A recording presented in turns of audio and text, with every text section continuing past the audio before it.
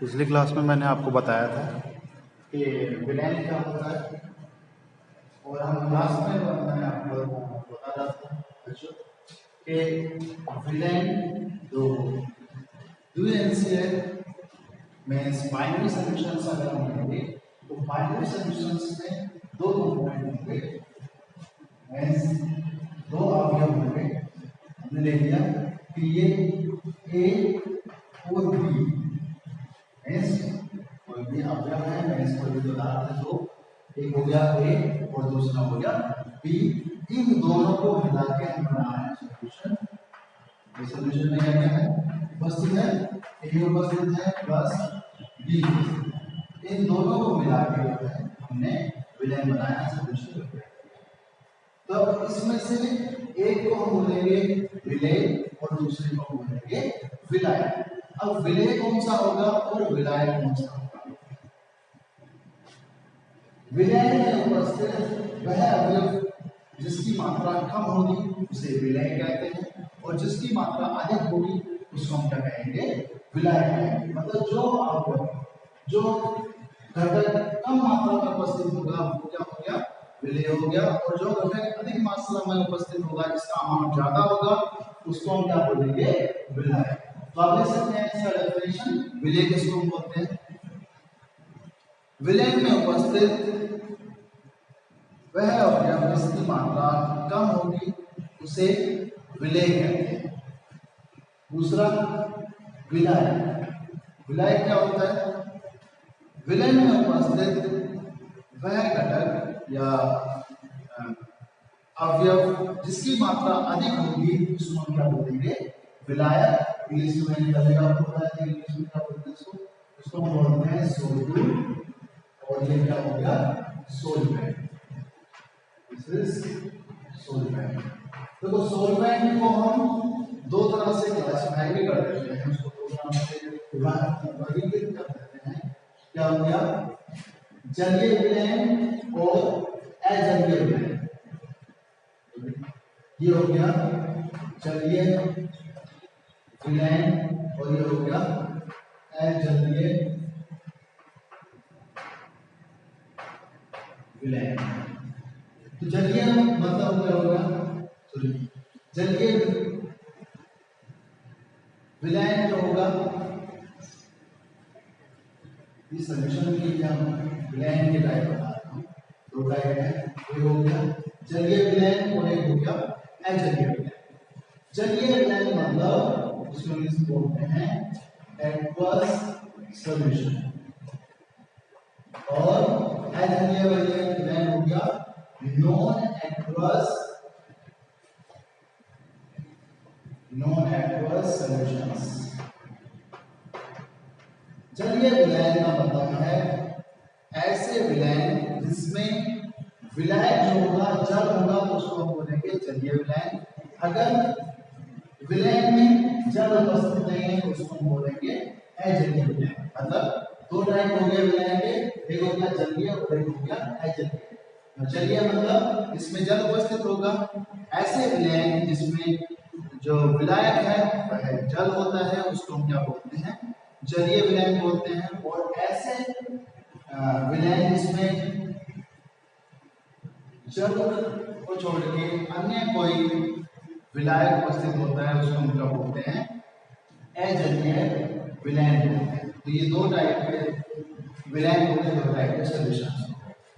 तो हमने देखा कि विलय क्या होता है, जिसका अमाउंट कम होगा वो विलय होगा, जिसका अमाउंट ज्यादा होगा वो क्या होगा, विलायक होगा। जैसे एग्जांपल हम ले लेते हैं, क्या एग्जांपल लेंगे, जो कफ सिरप होता है, कफ सिरप में सपोज हमने क्या किया 100 ग्राम कफ सिरप। अब 100 ग्राम कफ सिरप में क्या होगा, इस 100 ग्राम कफ सिरप में ये क्या होता है, 60 ग्राम शुगर उपस्थित है, मतलब शक्कर है, शक्कर है, और 40 ग्राम जो है वो क्या है, जल है। अब इस जो हमने पढ़ा अभी उसके हिसाब से अगर हम देखें तो इसमें विलय क्या होगा और विलेय क्या होगा। भाई जो घटक ज्यादा अमाउंट में उपस्थित होगा वो हो जाएगा विलय, जो कम अमाउंट में उपस्थित होगा वो हो जाएगा। लेकिन ये डेफिनेशन के अकॉर्डिंग जो हमारे पास कंक्लूजन आएगा वो गलत होगा, क्योंकि ये जो है जो शक्कर है 60 ग्राम वो यहाँ पे क्या है, वो है विलेय और ये क्या है विलायक। ऐसा क्यों होगा, ये विलायक क्यों है? ऐसा इसलिए है जो विलायक होगा और जो विलय होगा उनकी भौतिक अवस्थाएं समान होंगी। शुगर सॉल्यूशन में जो शक्कर का सॉल्यूशन हम लेते हैं वो द्रव अवस्था में रहता है, मतलब जो सॉल्यूशन है विलय है वो उसकी अवस्था क्या है, द्रव है। तो जो विलायक होगा उसकी अवस्था में क्या होनी चाहिए, द्रव होनी चाहिए। जबकि शुगर जो है वो ठोस है और ये क्या है, ये द्रव है। द्रव हो गया ये और ये हो गया हमारा ठोस। तो जैसे मैंने बताया आपको कि विलायक और विलय दोनों की भौतिक अवस्था क्या होगी, सेम होगी। तो ये भी द्रव है और ये भी द्रव है, तो मतलब जल जो हो गया वो यहाँ पे हो गया विलायक हो गया, और जो शुगर है जो शक्कर है वो क्या हो गया यहाँ पे विलेय हो गया। दूसरा एग्जांपल हम लेते हैं कि नमक का सॉल्यूशन, ये वाटर हमने लिया, इसमें हमने क्या कर दिया नमक, इसमें मैंने कर दिया। तो ये सॉल्यूशन है इसमें क्या है, जल है और नमक है। भाई ऐसा सॉल्यूशन हमने लिया कि इस सॉल्यूशन का 100 ग्राम हम ले रहे हैं, 100 ग्राम में 80 ग्राम जल है और 20 ग्राम क्या है नमक। तो यहाँ पे विलायक क्या होगा, पानी क्या हो जाएगा विलायक हो जाएगा। तो जो ज्यादा है वो क्या हो गया विलायक हो गया, जो कम है वो क्या हो गया विलेय हो गया। तो जो ज्यादा है वो है विलायक, जो कम है वो हो गया विलेय। तो इस तरह से हम विलेय और विलायक को समझ सकते हैं कि विलेय क्या होता है, इसको हम विलेय बोलेंगे और इसको हम विलायक बोलेंगे। अगर हमें कोई भी विलय गिवन है, सॉल्यूशन गिवन है, तो उसमें विलय क्या होगा और विलायक क्या होगा हम इस तरह से पता कर सकते हैं। भाई जो नॉर्मल हम इसको क्लासिफाई करते हैं, नॉर्मली कहते हैं कि जो ज्यादा मात्रा में है वो विलायक है और जो कम मात्रा में है वो क्या है विलेय। आगे अगर हम देखें जो विलय होते हैं सॉल्यूशंस होते हैं वो 9 प्रकार के होते हैं। तो क्या हो गया विलय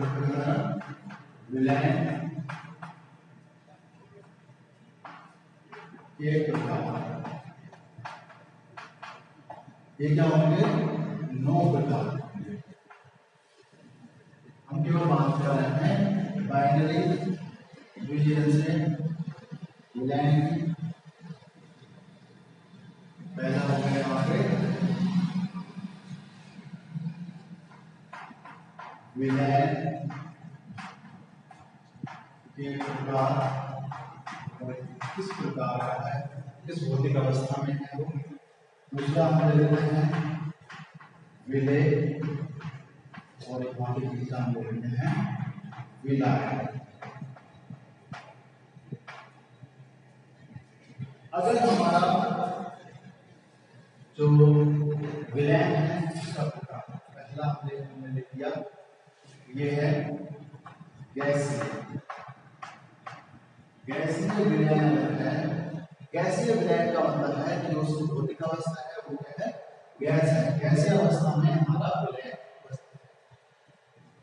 मैंने अभी थोड़ी देर पहले बताया था आपको कि विलय और विलायक की भौतिक अवस्थाएं क्या होंगी समान होंगी।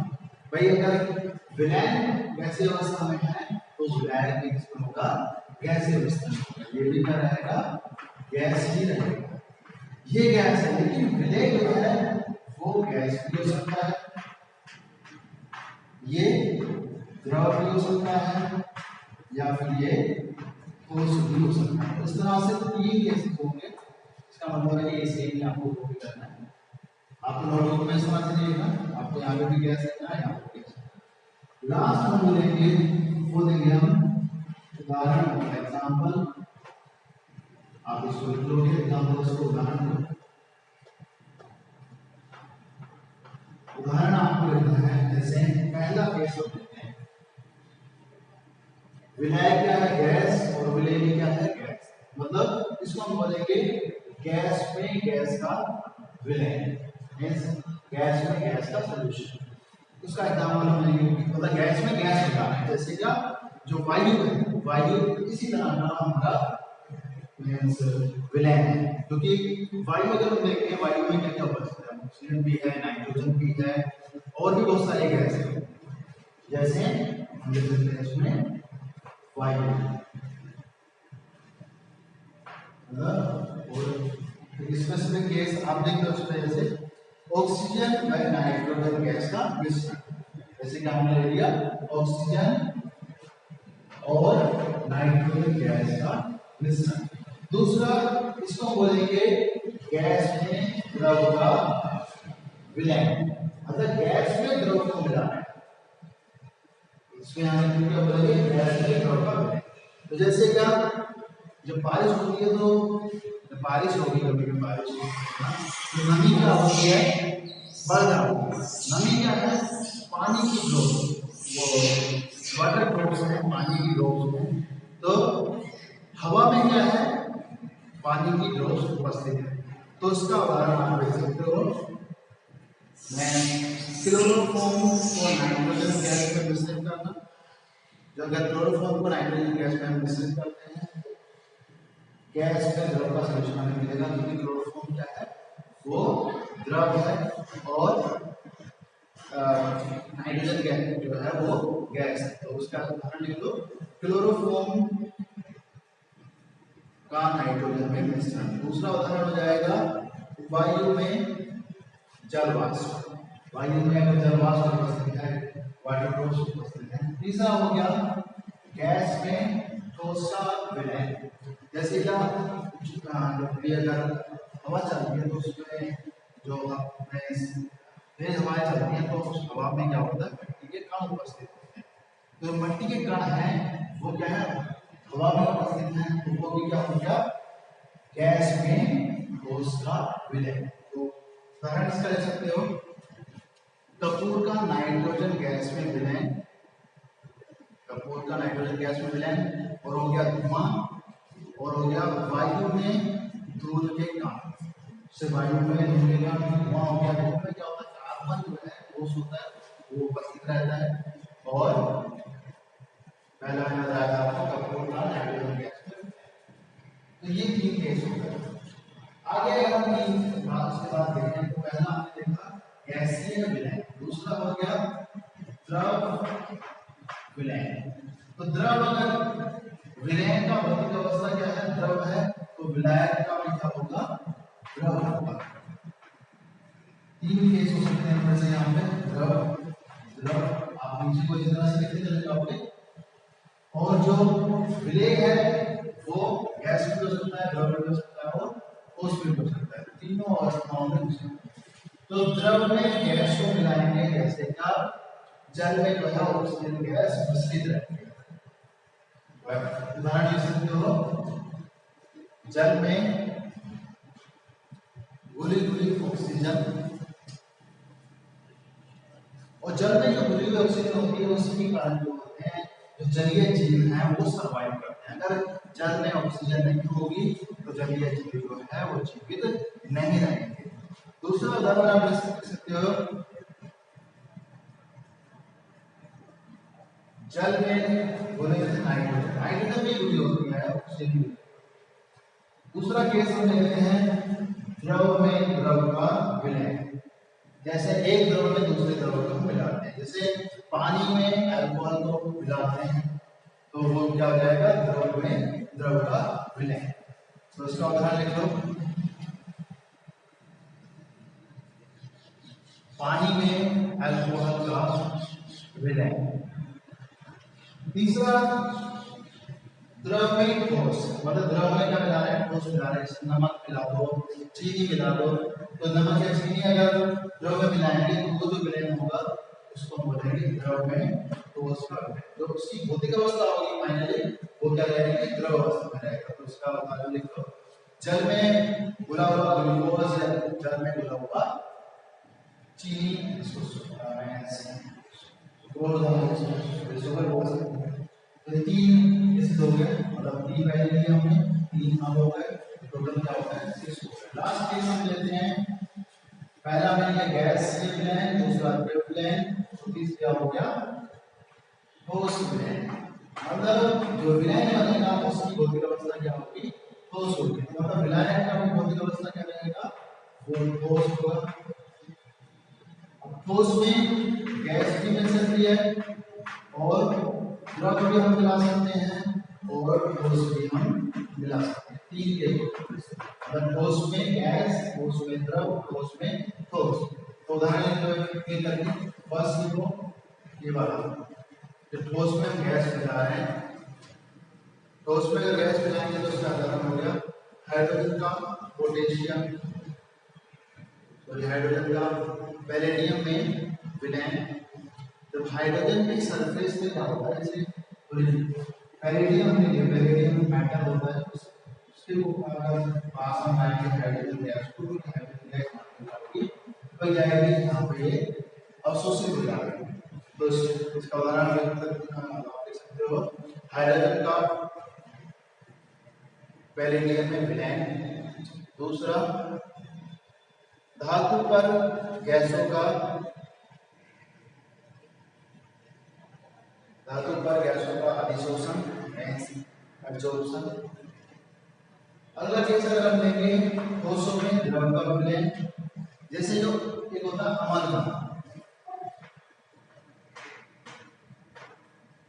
अमलगम मतलब होता है कि मरकरी में अगर कोई भी मैटर को हम मिला रहे हैं तो उसको, उससे जो मिक्सचर हमें मिलेगा, मिश्रण हमें मिलेगा, उसको बोलते हैं अमलगम। जैसे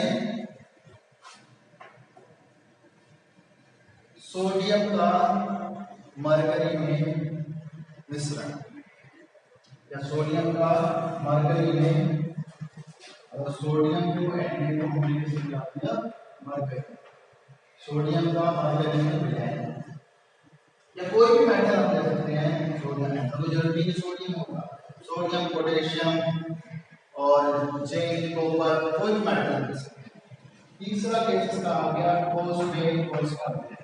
एक ठोस में दूसरा ठोस मिला रहे हैं हम, जैसे कि आप लोहे में तांबा मिला दें, लोहे में जिंक मिला दें, तो बहुत सारे मेटल को आप आपस में मिला सकते हैं जिससे मिश्र धातु हमें प्राप्त होती है। तो इसमें लिख सकते हैं उदाहरण के लिए, तांबे का सोने में मिश्रण, तांबे का सोने में मिश्रण, मतलब तांबे को और सोने को हम आपस में मिला रहे हैं, तो इससे हमें एक और विलयन का। हम जो हमारा जो सिलेबस में है, जो पार्ट हम ज्यादा पढ़ेंगे, इस पर ज्यादा फोकस करेंगे, वो तीन मिश्रण है। तो हमने कुल मिला के 9 तरह के मिश्रण आज डिस्कस करेंगे। लेकिन जो हमारे सिलेबस में है वो है द्रव विलयन। द्रव विलयन को हम पढ़ेंगे।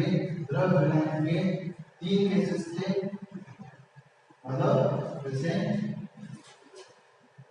गैस को लिक्विड में मिला रहे हैं, मतलब गैस को द्रव में मिला रहे हैं। दूसरा केस हो गया लिक्विड को लिक्विड में मिलाया, मतलब द्रव को द्रव में मिलाया।